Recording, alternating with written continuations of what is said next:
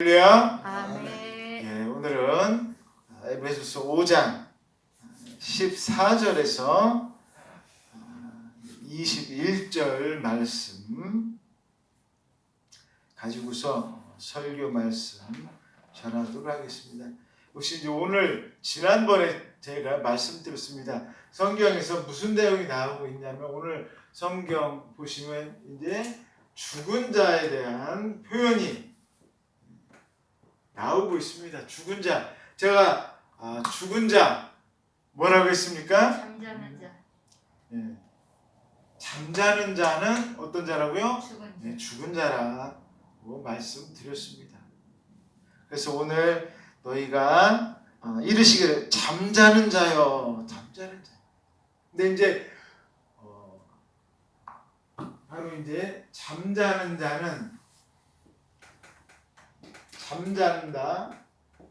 잠자는 자가 바로 이제 죽은 자라는 표현을 했는데 오늘 성경에서 나오는 거는 뭐냐면은 이 잠자는 자가 무슨 의미냐 이것을 우리가 잘 이해를 해야 됩니다. 잠자는 자가 어떤 사람이냐 실제로 잠자는 자는 어떤 자라고 했습니까? 죽은 자라고 제가 말씀을 드렸잖아요. 이 마찬가지 성경에서 그렇게 나와 있습니다. 그래서 죽은 자라고 했는데 오늘 나오는 내용은 오늘 너희들 잠자는 자가 되지 말라, 죽은 자가 되지 말라 이렇게 나와 있는데 여기서 말하는 이 잠자는 자, 죽은 자는 무슨 뜻이냐면 바로 영적으로 어떤 자요? 죽은 자. 예, 영적으로 죽은 자가 되면 안 된다는 거예요. 영적으로 내가 잠을 자버리면 어떻게 되겠습니까? 안 된다. 영적으로 내가 여러분 사람이 이런 사람들 있지 않습니까? 살아는 있는데 아주 우리가 이런 표현 쓰지 않습니까? 식물인간이 됐다 그 사람 그런 표현 쓰잖아요. 그런 사람 어떤 사람이에요? 살아는 있어요.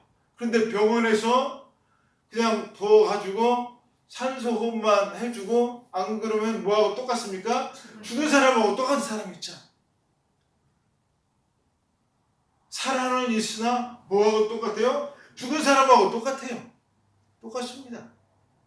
그러니까 오늘 이 에베소서 말씀을 통해서 주님께서 우리에게 말하고자 하는 바가 뭐냐면 우리가 이 신앙생활 하는 데 있어서 죽은 자처럼 이렇게 하면 안 된다. 죽은 자처럼 이렇게 정말 신앙생활 하지 말고 제대로 우리가 올바르게 신앙생활 해야 할 것을 이야기하고 있습니다. 그러면 어떻게 하는 것이 우리가 잠자는 자가 아닌 정말 죽은 자가 아닌 올바로 신앙생활 해야 하는가? 그 내용을 여러분들에게 제가 말씀드리겠습니다.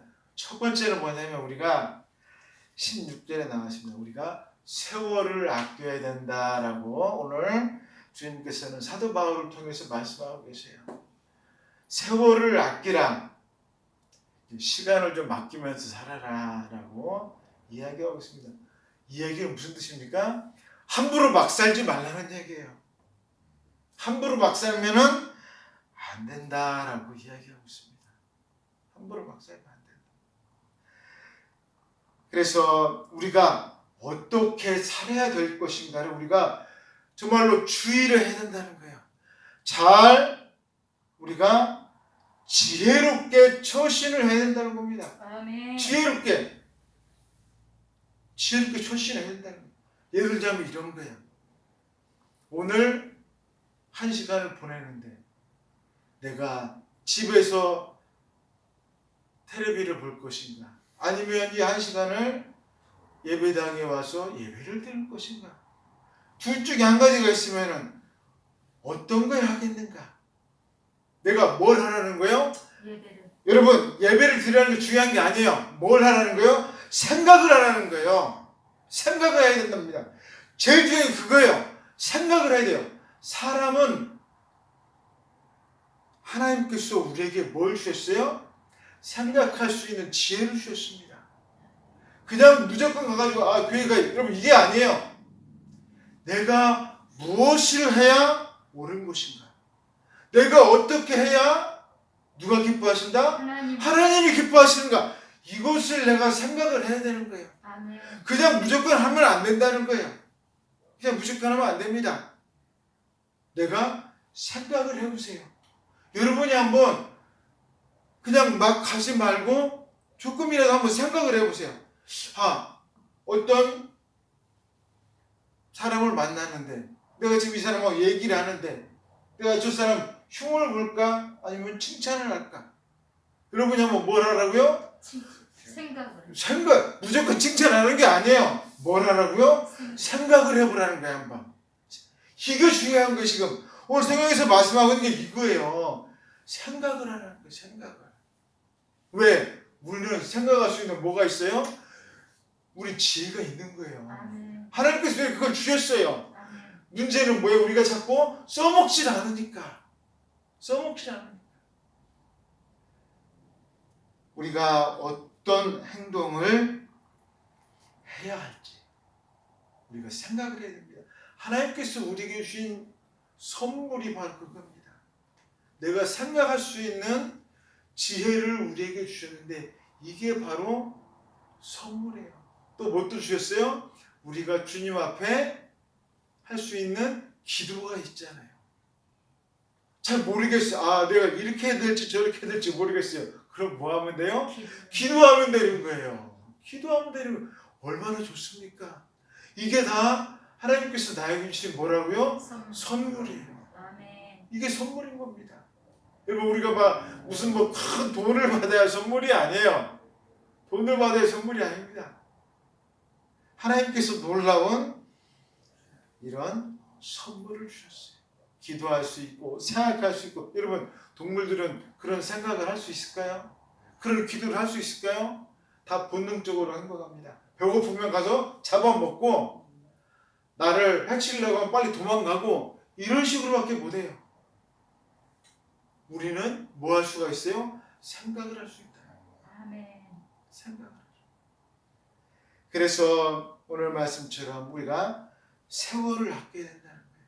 자꾸 엉뚱한 것에 내가 가지고 있는 것을 자꾸 엉뚱한 일에 내가 갖고 있는 시간과 내가 갖고 있는 힘을 자꾸 낭비하면 안 됩니다. 낭비하면 안 돼요. 오늘 성경 말씀에 때가 악하니라 라고 나와 있습니다. 세상에서 나를 유혹하고 세상에서 내가 가진 것을 뺏어가려고 하는 것들이 너무나도 많이 있어요. 그런 것에 내가 정말로 내가 가지고 있는 것도 다 빼앗길 수 있어요. 여러분 일할 시간이 없습니다. 올해 시작한 것이 벌써 정월 초하루가 엊그제 같은데 벌써 지금 몇 월달이에요? 11월 달이 됐어요. 지금 금방 갑니다. 시간 금방이에요. 우리가 정말로 어물쩡거리면 금방 지나가는 거예요. 금방 지나갑니다. 그래서 우리가 이런 엉뚱한 것에 우리 마음을 빼앗기지 말고 우리가 지혜롭게 처신해야 됩니다. 이게 우리가 해야 됩니다. 그 다음에 우리가 어떻게 해야 되냐, 가장 중요한 내용들이 이제 나오고 있습니다. 주님의 뜻을 이해해라 라고 나오고 있습니다. 주님의 뜻을 우리가 이해를 해야 됩니다. 주님의 뜻을.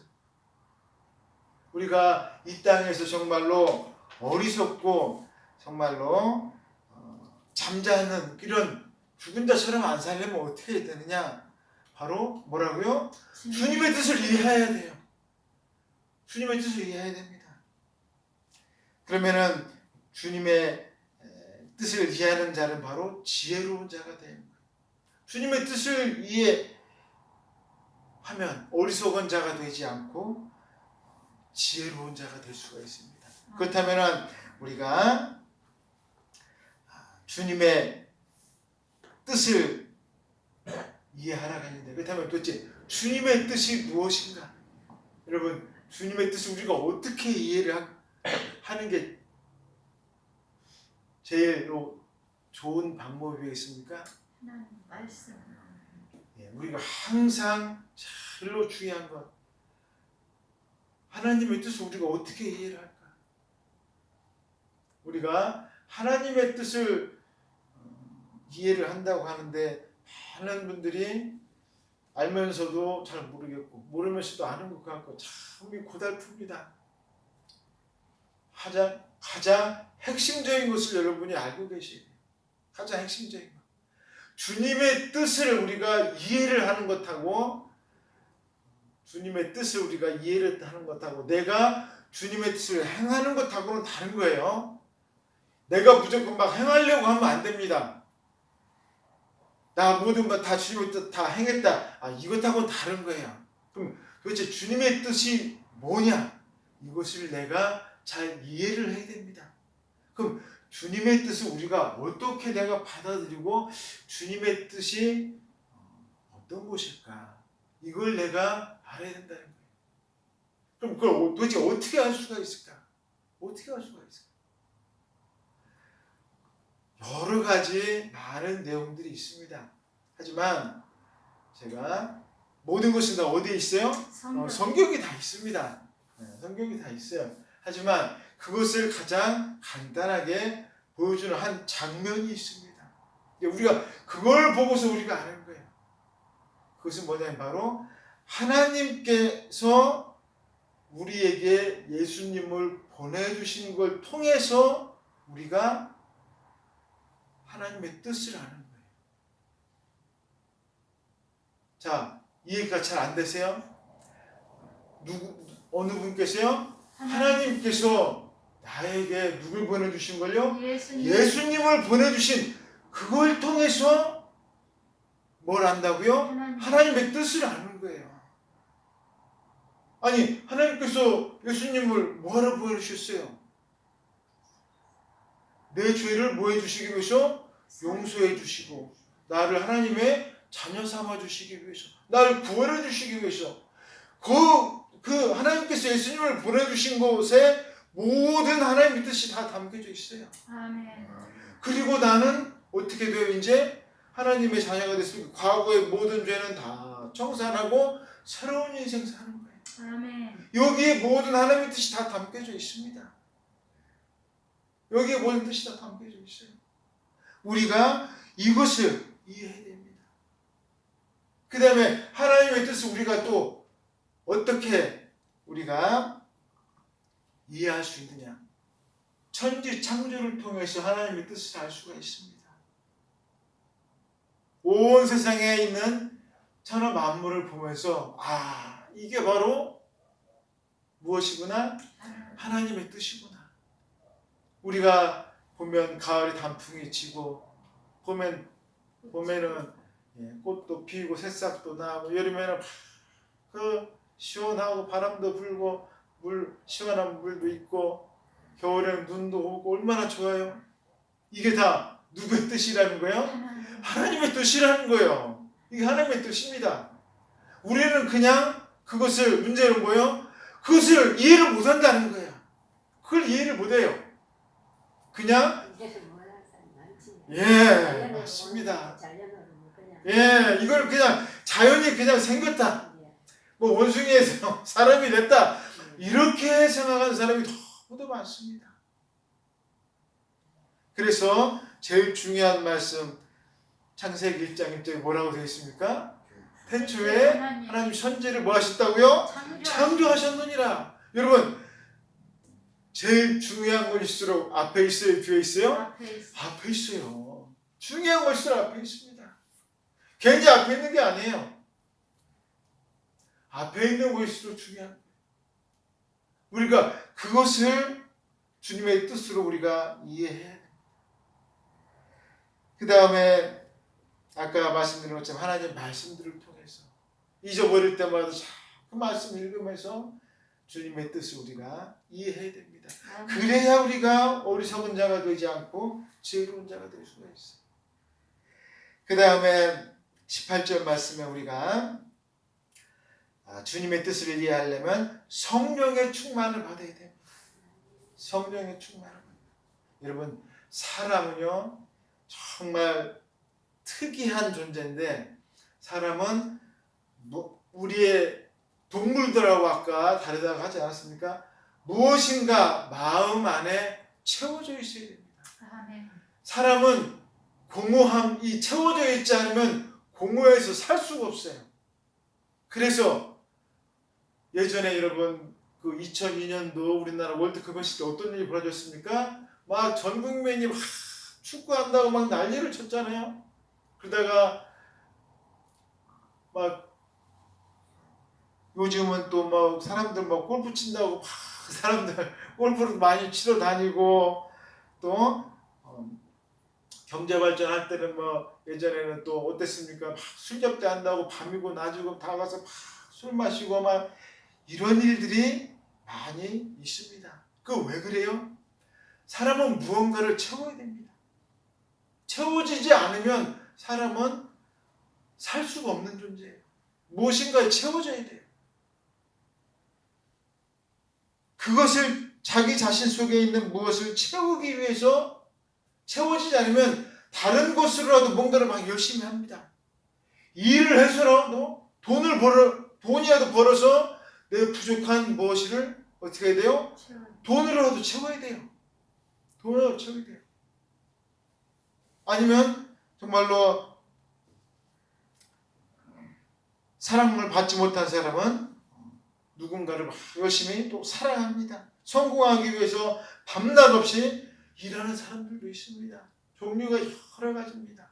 근데 이 모든 것들의 특징이 있어요. 뭘까요? 영원하지 않다는 거예요. 영원하지 않습니다. 언젠가는 다 없어져요. 언젠가는 다 무너집니다. 다 무너지는 거예요. 그래서 오늘 성경 말씀에 뭐라고 나와 있습니까? 성령의 충만을 받으라. 다른 것들은 아무리 다 와도 좋을 것 같은데 조금 지나고 나면 다 없어진다는 거예요. 돈 많은 사람이 있습니다. 와가지고 친구들이 와가지고 막 나 너 좋아해 막 하다가도 돈 없어지면 어떻게 될까요? 예, 지금 다 나가 떨어집니다. 대표적인 사람 성경에 누구예요? 욥이 그러잖아요.